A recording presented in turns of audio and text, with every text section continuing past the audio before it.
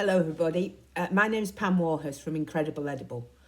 And it's a great opportunity for me to speak to you today because I just want to share a story with you about how a bunch of people in the north of England started a movement called Incredible Edible because they cared about the planet and they were fed up of waiting for other people to do things. So that's my story today. How over 12 years we started to grow a new normal in the way that we lived our lives.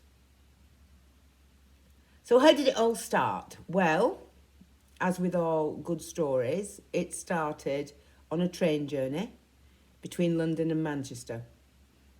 I'd just been at a conference where Tim Lang, Professor of Food Policy at the time at City University London, was talking about climate change and all the things that we increasingly know these days from the IPCC panel and their reports, that we were overusing resources, that we were in danger of the climate running away, that basically this was going to be a really bad time for many people all over the globe as temperatures rose and resources became scarce and health issues went through the roof and all the other things that sadly we know so much more about post-COVID. So I got on that train feeling a little depressed, having been a leader of a local authority and having chaired a health trust and done lots of things with government on the environment and the like, and waiting for 25 years as it happens now, post-Rio Earth Summit, when the world's leaders first got together in Rio, in South America, and said, yes, it's terrible what's happening to the planet, we really need to do something about it, and then proceeded to do not a right lot. We went through Kyoto, for those of you that may remember those world summits, and Copenhagen, and all manner of conferences about the state of the planet and how we needed to change the way we did things. We wrote reports, we had strategy documents, we had countless discussions about it. And what it felt like to me on the ground, as a mum who cares about her kids and kids that she's never going to meet, nobody was actually doing anything to make any difference. So, on that train journey, a virgin train, written on a virgin serviette, I drew 3 circles. And that was the start of Incredible Edible. I pondered, how could we, without being heads of state or multinational organisations, or how could we actually demonstrate that there was a way of doing things differently? How could we mobilise people with a story based around real actions in real time in real communities?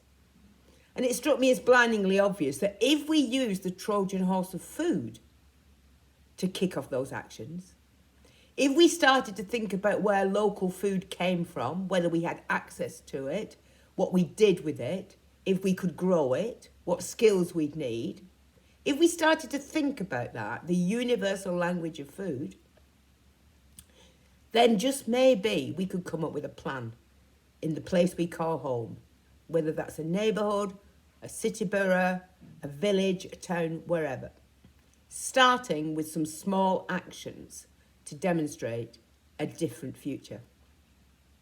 So on that virgin serviette, I drew those 3 circles. Nothing to do with sustainability, everything to do with sustainability. The circles reflected how we lived our lives around food. It said, community. What if we lived in edible landscapes? What if, when we walked down the street, went to school, to the doctors, to the shops, we walked past food in that place that we call home? Would that change our perceptions over time about what was possible, about seasonality, about biodiversity, about soils? Don't know, but it might. The second plate was learning. With the greatest respect to wonderful teachers, there are some fantastic things going on in schools, but ultimately I was interested in what happened between the school gate and the kitchen table. How could we share in our communities great lessons about how to grow tomatoes or cabbages or herbs or whatever? How could we inspire people to take those basic ingredients and turn them into great dishes for their friends and family and neighbours? And the third one was the business plate. How could we then, with an increased foresight, as it were, as to what was possible in growing food, with an increased knowledge base, would we be interested in actually maybe thinking about a job in the future as a food entrepreneur? Could we support local farmers? Would we go to our local market in search of our cheese or our meat or our bread, where the money would stay at the point of contact, where profit remains in the community? That's what I call sticky money, as opposed to just shopping in a supermarket where profits would go all over the globe. And if we use food to create edible landscapes, to share those lost arts around food, and to support local food businesses, could we collectively, simply by doing things differently, start a buzz that demonstrated it doesn't all have to be global all the time? We might want to stop and think about the loss of biodiversity. We might want to stop and think about flying beans from Peru. We might want to stop and think about the way that we respect our food producers, which quite frankly is not very much at the moment. They're kind of that group of people that do things because they can't do anything else, as opposed to what they truly are, which are heroes of living a kinder, healthier life at a more local level. So that was 12 years ago. It just was an experiment. I called a meeting in a local cafe. 60 people turned up. It was amazing. I just put out there, do you want a better future for your kids? Shall we think about our local food? Shall we work together to do things differently? And all sorts of people turned up that I never expected to. I put the proposition to them. Shall we start spinning those 3 plates? Shall we see if we can make our hometown edible? Shall we see if we can increase our knowledge, share our skills? Shall we ask the older citizens in our community how to do things that we've never been taught to do? Shall we engage people who come from other shores in new techniques about growing or cooking or preserving or grafting trees or whatever it might be? Shall we support our local market so that there may be jobs in food for our children in the future? And the room was quiet for 2 minutes when I put those propositions to it. And then it all was buzzy, because there's nothing frightening about talking about food. Everybody has a view on it across age and income and culture and ability. It's a Trojan horse of engagement. So that's when we kicked off Incredible Edible in my hometown of Todmorden. And we just went out and we built raised beds and we didn't ask for permission and we planted seeds that didn't cost us a right lot of money. And we learned along the way, and we always smiled, and we gave our gifts whether people wanted them or they didn't want them. And everything we grew, we shared. Everything was about creating a bigger sense of community. Strangers talked to each other in front of these beds, which we called propaganda gardens, because we were about starting a new discussion between each other about what they were and what did you do with them. And that place looks different now. We've got green growing all over the place. And in years to come, orchards where we never had them before. You can just imagine it. Well, that was 12 years ago in Todmorden. And after that, telling our story through any means that we could. And it was great because actually Hugh Fernley-Whittingstall came to have a chat with us, which was fantastic. We never asked him to, but it was great publicity. We hit some headlines in newspapers. I was asked to do a TED talk about what it was all about. And of course, it was about growing us as people, as well as growing food. And the story just spread. And then people in Lambeth, in London, kicked it off and created a network of networks. And then people in Bristol did. And little places like Ilfracombe in Devon and islands off the Scottish coast, Bute. That lots and lots of people recognised that this concern they had about the future of the planet, this paralysing fear about what was going to happen, could actually be turned into hope. We could actually say, okay, well, we can't do anything about that, but this is what we can do. We can grow and share. we can learn new skills. We can start to respect the soil. We can shift the way our communities look. We can make them greener. We can make them, in many ways, healthier, just by using either the pound in our pocket, if we're fortunate enough to have one, or those seeds in our bottom drawer, which we've always got if they're spare, or just by talking to each other and planning how we could feed people who couldn't be fed, or how we could use waste in a different way. Just make it up as you go along was our motto. And our other motto was simple. If you eat, you're in. You did not have to have a degree in horticulture to be able to do this. You just need to have the will to do something different. So Incredible Edible kicked off. And we went pretty quickly from one place to 10 places to 50 places to 150 communities all over the UK. All looking at that model of the 3 plates. All working out for themselves how they could use food to change the relationship they had with their spaces and with each other. All working together to adapt for a more hopeful future. And what was really interesting, this contagious story that didn't have a huge bureaucracy or office development or anything else around it, attracted the attention of people all over the world.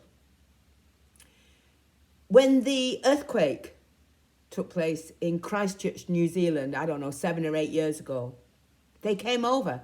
And part of their fact-finding trip was to come to us in our market town in the north of England and say, what are you doing? Why? Why did they do that? Not because we grow better cabbages than anybody else, no. Because Christchurch, wonderful city in New Zealand, was devastated. 80% of it went down. And when 80% of a city is destroyed, that destroys not only homes and businesses and schools and surgeries, it destroys their economic base. It means that they are bankrupt as a city. So they have citizens who are desperate and sad and not knowing what to do with themselves and their communities. And you have city officials who haven't got any money to help them. So what do you do to invest in hope? Because on hope we can build amazing futures. Well, what you do, it turns out, is grow food in those fallen lots and inspire people with great artworks. That's what you do. And I went there 5 years after that earthquake to see those urban plots for myself. And they had cleared the rubble and they were growing food in it. And they had cleared the sites and they had created great community artwork. And it was uplifting and it is a fantastic place and they are on a trajectory to a much kinder future. That was great. It was just a story. It was just an experiment of volunteers. But it seemed to resonate with people who could use it for all sorts of different means. We were talking to people in the NHS way before COVID struck and saying, if you want to develop a sustainable health service, you could do with having a healthier population. Because if climate change tells us anything, it's that we're probably going to get more COVID-type scenarios. We're probably going to get all sorts of communicable diseases that we thought we'd kind of like dealt with. So if we're going to get that, and if we're not going to be overrun as a health service, then wouldn't it be great if people were just healthier in the first place? It's a no-brainer really, isn't it? And how do you make people healthier in the first place? Well, one little piece of that jigsaw might be you grow more local food. You get more locally active. You learn how to cook nutritious dishes with very little money. You start to support the possibility that you can create a local food economy. You start to help people think that there may be jobs in it. You start to work with nature and the environment and the land. And the impact that has on physical and mental well-being is immense.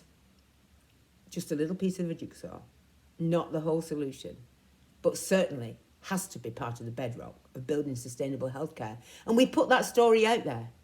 And we were picked up in a book by Lord Crisp, talking about how they can rethink health services in this country. And we were cited as one of the examples of where ordinary people at the grassroots were actually demonstrating to professionals that they could do things differently. And a wonderful local doctor, who is chair of the clinical commissioning group, said, this is a great movement. Let's do something about it. I'll turn my surgery into a growing site. And that's what he did. And pre-COVID, in a really quite challenging area of a big town, we started to grow apple trees and herbs and vegetables. We started to clear the rubble and grow food.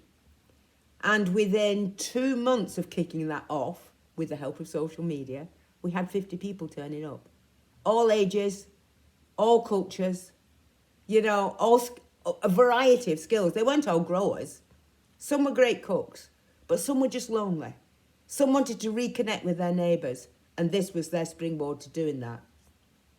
COVID came along, of course, and we couldn't get out there and do the growing and the cooking. But what came out of that was a sense of purpose and unity in a community that needed help.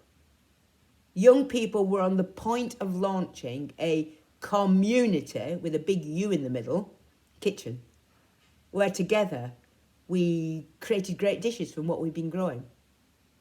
We'll have to park that till next year, but we will kick it off again. The community doing things for themselves, not being done to. And this has been one of the really interesting lessons that we've learned along the way. Because the purpose of Incredible Edible was to demonstrate in the first place that we could do things differently, that we didn't need a bank check, that we didn't need money transferred to our accounts, that we didn't need permission, and we didn't need fancy educational attainment. We just needed the will to do things differently. Well, we demonstrated that. And then our challenge was, so how do we help the framework makers of our lives meet us halfway? What do I mean by that? I mean that ordinary citizens are prepared to adapt with hope, using food as a demonstrator of how things could be different. But if we still have local government, and we still have a health service, and we still have a prison service, and we still have all these framework makers continuing to do things to us with the best intentions in the world, continuing to say this is their public realm as opposed to our public realm, so therefore they may mow it and we can't grow on it, if they still have this mindset that puts obstacles in the way of ordinary people getting on, living within planetary boundaries, then basically they need to be challenged to get out of that mindset. And that's what we're doing. Working together to try and demonstrate a kinder prosperity. By which I mean to say how when the big troubles start to kick in that are already built into the system of weather swings, of droughts, of heat, of increased migration that we're going to see, of water wars, all the things that are going to be happening, then we, with our framework makers, can start to say, it's not the end of the world, literally. We can live with less. We can make things locally. We can cut carbon miles. We can respect biodiversity and bring it back into the middle of our towns and cities. We can reduce pollution and the impact on, illness, respiratory problems and the like. We can do things differently. Get out of our way. Help us create a national health service where we are part of the solution to that, not a victim in a queue at the doctors. Help us rethink how we grow food on public realm, which is all around us. And quite frankly, if we were at war, would be being used to grow food. Help us do that so we don't have to fly those beans from Peru. Help us use food to inspire people who have not had the best chances in life to see that they have got gifts that can actually lead to jobs. And actually those jobs are going to be really, really important, because that localised agenda is going to be one that we're going to be talking about a heck of a lot more, whether we're in the north, the south, the east or the west. And help us demonstrate to them that actually what we've done by taking local actions around food has been truly inclusive. has created communities where people respect each other more, respect the skills of people from foreign shores, respect people who are still learning in life but truly inspirational in what they want to achieve with their own gifts. Working with older people who sometimes are sidelined but actually have a heck of a lot of knowledge that we could do with. So that's Incredible Edible. It started off as a simple idea. Food as a Trojan horse to demonstrate that we are part of a solution to climate change, albeit a small one. That we are not victims of somebody else's policies, but perfectly capable of living our lives more kindly and more inclusively if you give us half the chance. And that we actually have enough courage now to say there is another way of doing this. We're not saying it's the ultimate solution. We're not saying technology isn't going to be important. Of course it is. But if you look at the stats from the IPCC and you look at the stuff that's coming out of the Climate Change Committee, then you will see that without grassroots behavioural change, we cannot get to the net zero we want to get to. Technology will take us so far, but how we use that technology and how we change our expectations around our lives, that will be what makes all the difference in the world. So it's grand to be part of this discussion that you're having in your school. It's so incredibly important. I wish it was the case in every school throughout the land, but it's not. It's great to be in contact with you. I hope we can have further discussions. It is possible to adapt with hope, and Incredible Edible is just one of those ways of demonstrating it. Thank you very much.